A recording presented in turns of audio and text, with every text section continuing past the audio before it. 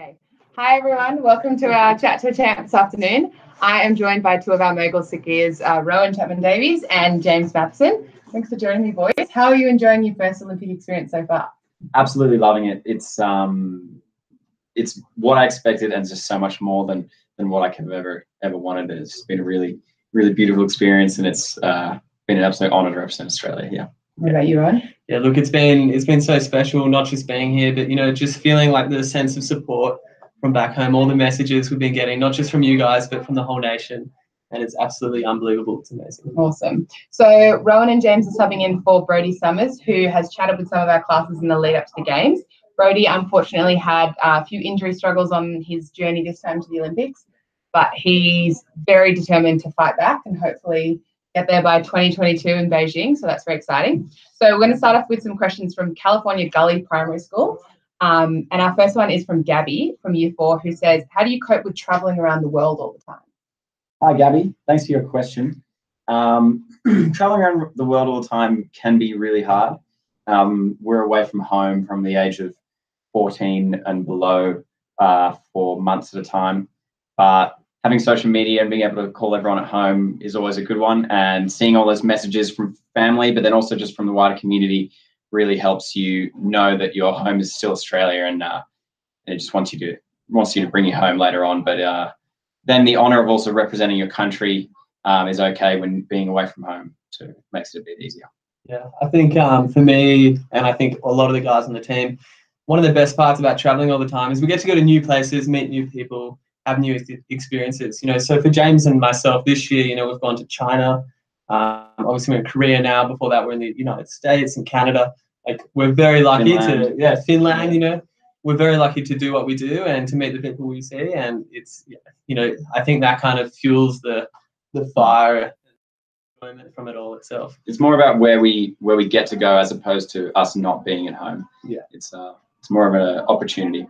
Awesome. And the frequent flyer miles. Yeah, the that bad either. That helps. All right, so you are both mogul skiers, which means you obviously carry a lot of gear with you. Yes. So Oscar from Year 5 wants to know, what is the brand of the gear that you have, and are either of you sponsored by anyone? So one of our big suppliers is Carbon. You can see that we're wearing it now. They do the whole Aussie team, not just for the games, but for every year. And so once you make the Australian ski team, all your outerwear, so the jackets and all the pants and everything you wear are provided by the team. But then for James and I personally, and the same for Matt and Brodie, we ski on ID1 skis, and we're all sponsored for that. And then for our gloves, we use XTM gloves. They supply the whole Olympic team as well. And then for our helmet and goggles, we kind of mix it up a bit. So I have Spy Optic goggles. Jimmy, I'm with POC goggles and helmet. Yeah. And then as mogul skiers, actually, we probably have some of the least amount of gear out of everyone. We just travel with 2 pairs of skis and 2 to 3 pairs of poles, whereas I know alpine skiers can travel with upwards of 10 to 15 pairs of skis. It's unbelievable. So if you want to save your parents some money, go with mogul skiing. Yeah, I think one of the alpine girls was telling me Lindsay Vaughn from the US carries 40 pairs of skis with her. So much smaller kit bag for you guys. All right, next question. Injuries. From Charlie in Year 5. How many injuries have you had? Obviously, you can look at Brodie. Injuries are part of the sport. Anyone at the top level, I can guarantee they've had an injury at one point or another in their career. So for me personally, I've done my ACL, which is what Brodie did in September. And then at World Champs at the end of last season in March, I tore the ligaments in my shoulder. I had to get a shoulder reconstruction. But when you're again on the team, the support you get is unbelievable, and we always tend to bounce back stronger than when we were before the injury. Yeah, same with Rohan. I've had a lot of injuries as well. I've broke my collarbone, done my AC joint, broken my elbow, hand, thumb, lots of different things. But funnily enough, the worst injury I've ever had was I broke my femur, and that's this bone just here. It's the strongest bone in your body, and I actually broke it when I was in Year 5, skiing on a family holiday, and my dad and I crashed into each other, and my leg was snapped into 3 places and had to get surgery. So funnily enough, even though I wasn't doing mogul skiing, I managed to do my worst injury just on a family holiday with my dad. So it can come at you anyway. All right, now I'm sure you both have been skiing for a very long time, probably since you were young. But Sienna from Year 5 wants to know if you've ever played any other sports. Great question. We've definitely both played lots of other sports, especially throughout our younger years through school. So I did cross-country running and also swimming. And then I also played rugby, tennis, and have recently picked up golf and love surfing now. But more now, it's more about having fun, and then we have skiing as our competitive side. Yeah, I think for me it's the same as James. When I was in school, you know, from a young age, I always really got around school sport. I loved it. Team sports are actually my favourite.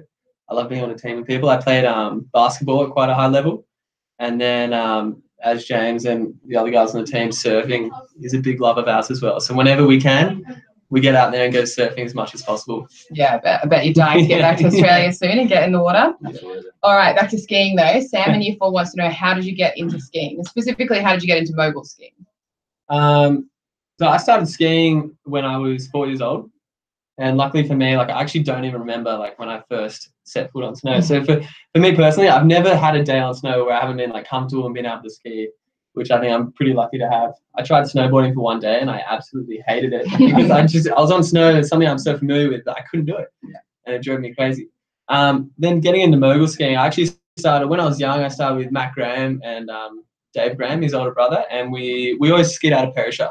And with family holidays, like he would be the same. We'd go down, and then we joined the club program, and then eventually we ended up in moguls. We both found out that we just loved it, and we just did it from then on out. You know, we started at Perisher, and then we made the institute team, the New South Wales Institute Sport, and then eventually, you know, we got on to the Australian squad, and you know, now the Olympics.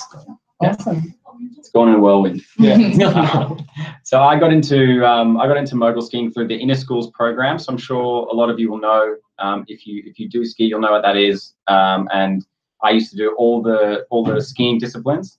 And in about Year 5, Year 6, Year 7, when a lot of the other kids were growing, and so they did the racing disciplines, I stuck with actually mogul skiing, where you didn't need to be as big and heavy. And it managed to be one that I was quite good at, and I decided to keep doing it. But most importantly, I had the most fun doing that, and I think that is what stood me well through the years. I just had a good time doing it and could just do it more and more. Awesome. All right, this one's from Trey in Year 5. What inspired you to start skiing? Maybe what inspired you to pursue moguls, as you know, now that you're both at the Olympics? When was that point that you thought, right, this is the sport that I could go all the way with? Yeah, I think as James just said, you know, every time I've skied, and in particular skied moguls, I've absolutely loved it. And for me, like, I just know it's what I want to do. Like, there's never been a day where I haven't absolutely loved going out and skiing. You know, even a bad day skiing is better than a crummy day doing just about anything else, as Britt always says, our teammate. So, you know, for me, it's a very simple choice. I just love it. I'm lucky enough that I can do what I love every day. And, you know, I wouldn't have it any other way. I agree with that. Doing what you love every day. And also the fact that mogul skiing specifically, it combines everything in one. So it combines speed, jumping, and then also your technique. So it kind of mixes all the elements of skiing into one crazy package of 30 seconds, and you have to put it all together a couple of times in a day. So it's just got a bit of everything. Awesome. Now, you probably both don't remember this because it was a while ago, but Aaron wants to know, was it scary the first time you went skiing? Sorry, Aaron, but I could not tell you. I'm sure maybe it was. Actually, the only thing I remember about when I was young and skiing, I would hate having to leave my parents. I always just wanted to be skiing with my parents. And for me, that was the hardest thing. But luckily, you know, I had 3 siblings and we kind of all learned to ski at the same time. So at least I could be with them. That's good. I don't think it was scary with me when I first ever went skiing. I went with my family, and my parents put me in a little class called Milo, which are for young kids, and they go there and they spend some time skiing and sometimes just playing. And my parents, after me one day being in there, they came, and I absolutely hated it. I didn't want to be there. I just wanted to actually go skiing. And so they took me to the top of the mountain, expecting me to fall down and cry and hate it. But and that's exactly what I did. I fell down and I cried. But to their dismay, I actually just wanted to go up and do it all over again. So I don't think I was scared. I think I was just naive at how bad I was, and just loved it from a young age. All right, this one is kind of also about skiing being scary. This is from Gus. How high and fast do you go when you're skiing? Specifically, I guess, in a So moguls race. Moguls, yeah. So in a moguls race, so at the Olympics here, the course is 250 meters long, and you're expected to ski it in 24.2 seconds. So for anyone that doesn't know, yeah, so that's faster than 10 meters per second. Yeah. So in the middle section of a mogul course, we'll be skiing up to 13 meters per second, which is anywhere like between 3 and 4 turns at a time. So it's going remarkably fast. If you're doing it right, it feels good. If you're hanging on for your life, it's not as fun. And then, the whole thing about mogul skiing is, how quickly can you get the speed back before you hit the bottom air? Because if you hit it, at your peak speed, you're going to explode and it's not going to end well. Yeah, but, so when we hit a bottom jump, we normally go about, I'd say like 30 feet down the hill. Yeah, and or like 15 meters. 15, yeah, between 15 and 20 meters. And how high up would we go? Like maybe 1.5 stories. Yeah. Very high. I don't even want to think about that. Yeah, you never really. Back. Oh, well, that's some good maths questions there for our class to figure out how high and fast you go in a moguls race. All right, our last question from California Gully is from Ashley, who wants to know how many medals have you both won? James, Ashley, that's a really good question. I've never ever won, an Olympic medal. That's still on the bucket list that I want to tick off. Gold medals. It sounds bad, but I actually have lost. I don't know. There's just been a lot throughout the years of different age groups and the inter-schools competitions.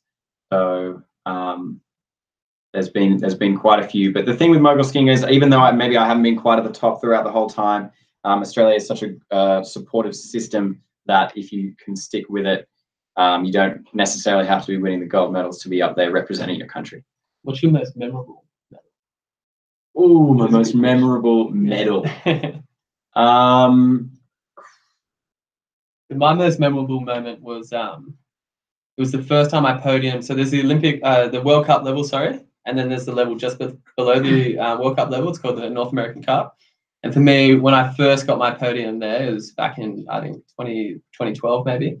And it was kind of one of the first times my parents had come overseas to watch me compete internationally. And that was the event where I first, got on the podium. And for me, it was very special. But yeah, like James said, throughout our years as competitive skiers, there's been a lot of competitions, a lot that we've medalled at. But I think, you remember them all, but some are a little bit sweeter than others. Yeah, that's awesome. All right, next up, we've got some questions from St. Brendan's Primary School in Victoria.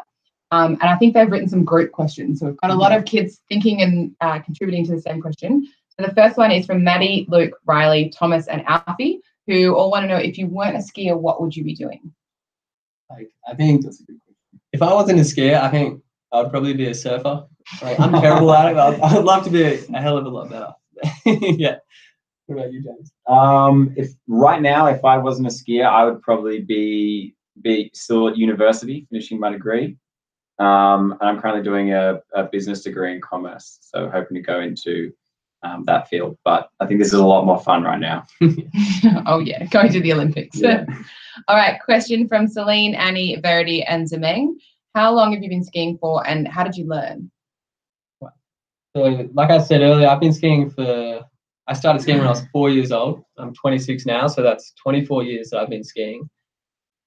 And how did I learn? I think the best way to learn something is just by doing it again and again and again. And when we're training, at camps overseas or in Australia, that's what we're doing. We're kind of going through the same process again and again and again, and we get better at it. And then we consolidate that gain, and then we get better again, then we consolidate it. And, it's a never-ending cycle. And you see with our sport, it's always progressing. And the idea is that you want to be progressing faster than the rest of the field so that you're getting better than those other guys out there. And I think as a nation, Australia does that really well. Cool. And then also to get better at it, we've just also enjoyed it and putting in all those repetitive hours. They don't feel repetitive, and you just enjoy it, and getting better, it happens naturally throughout the process. Awesome. So this question is from Dashi, Ruben, and Luca in Year 3, asking you both if you're professional skiers. I think, hey guys, I think technically we are amateurs competing in the Olympic Games. However, we do receive sponsors, and we receive gear and also some money if you win events and things like that. So I think we can say we're both professional and amateur. Yeah. I mean, technically, you don't have any. Do you have another job that would make you? Well, Rohan does. I do, yeah. So I've got another job, which I'd say is my profession. So I'm a little bit older than Jimmy by a couple of years. So I finished my university, and when I'm not here skiing, I'm actually back in Sydney working as a tax associate at a financial firm. Awesome. Yeah. Multi-talented. Yeah. All right. So Lockie, Xander, Roman, Benji, and Hamish from year 3 want to know what your favourite skiing mountain is. Oh, man. Good question, guys. I think my favourite one is probably one that you guys would have heard of, is Whistler in Canada. It's just the people there are really fun. The mountain is great. It's so much fun year round, and we've been going there for years and years and have really great memories from that place. And even if they don't have the best snow one year, there's so much else to do. It's just an awesome place. So if you ever have the opportunity to go later in life, Whistler is the place to be. I would have to say, like, my home mountain, Perisher. That's in Australia. And I think there's a couple of reasons for that. One, like, it's, some of my early skiing memories are, from Perisher, skiing there as a kid with all my mates. And then also, we do so much travel. There's a question earlier about travel. We travel the world so much. Just to be able to ski at home and be closer to, Sydney and where we both live, it's pretty good. And, then it's one of those times where we're actually on our home terrain, and then, people coming from all over the globe to ski our course, it's like, it's our course. So. I feel bad I didn't say that. Yeah. No place like home, hey? Yeah, exactly. All right, our next question is from Zara, Gabby, Carla, and Isabel. We kind of talked about other sports before, but maybe do you have any other sports or hobbies that you like to do when you're not skiing, other than surfing? Other than surfing.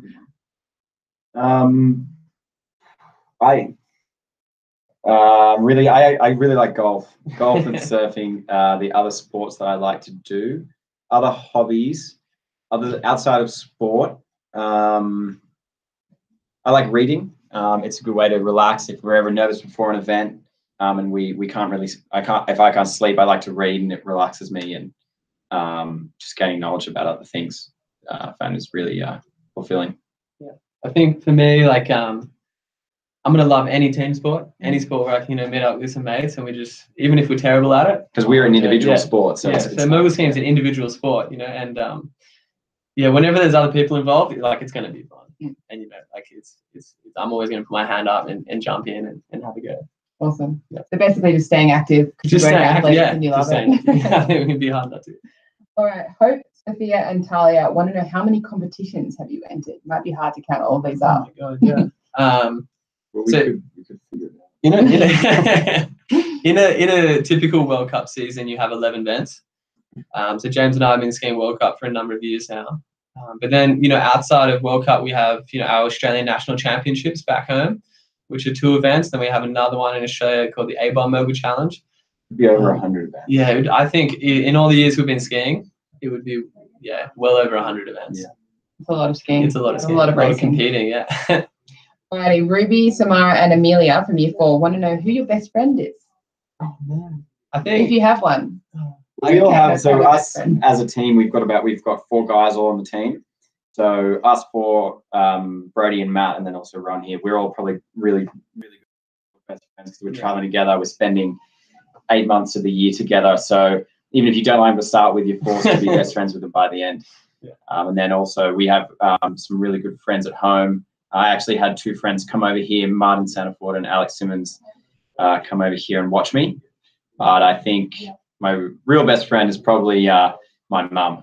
Oh, hi, Mum. Hi, Mum. Yeah. What about you? Yeah, I'd have to agree with Jimmy. Your mum. Other than my mum, yeah, I think the fact we spend so much time together, the 4 guys on the team and the girls as well. It's hard not to love them, and I think we're exceptionally lucky that we get to spend every day pretty much with people that we're very close with, and we've been close with for a very long time. And I think it's one of those things that just make that much sweeter. Especially the fact that all 4 of us got to the games at the same time. It's very special. It's something. Yeah, we're going to remember that for the rest of our lives. Yeah. Sure. Awesome. Right, Alex, Marcus, Ethan, and Nicholas want to know what your favorite food is. That's a good question. Really important question. For me, it's 100% Wheat Bix. Really? Oh, yeah. Australian. You can only get Wheat Bix in Australia. And you know, like James said, we spent 8 months a year overseas. And, you know, there's nothing like coming to Australia and waking up to a bowl of Weet-Bix. It was pretty good. Luckily, they brought some Over here. here, yeah. So every morning for the games, I came up Weet-Bix, which is good. My favorite food actually changes. I'm sorry to be complicated. It actually changes over time. So I'll be obsessed with, say, pizza for a period of time, and then I'll be over it and I'll move on to something else. So it's not always the same. All right, so lots of variety. And Weet-Bix. Yeah, Weet-Bix. All right.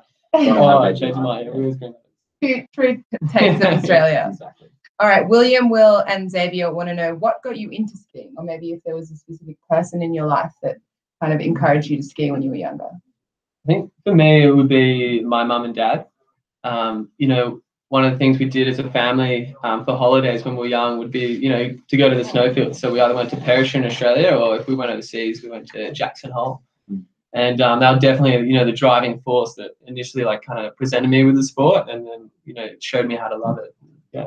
Yeah, I think what got me into skiing was my family. They, for the most part, are terrible at it.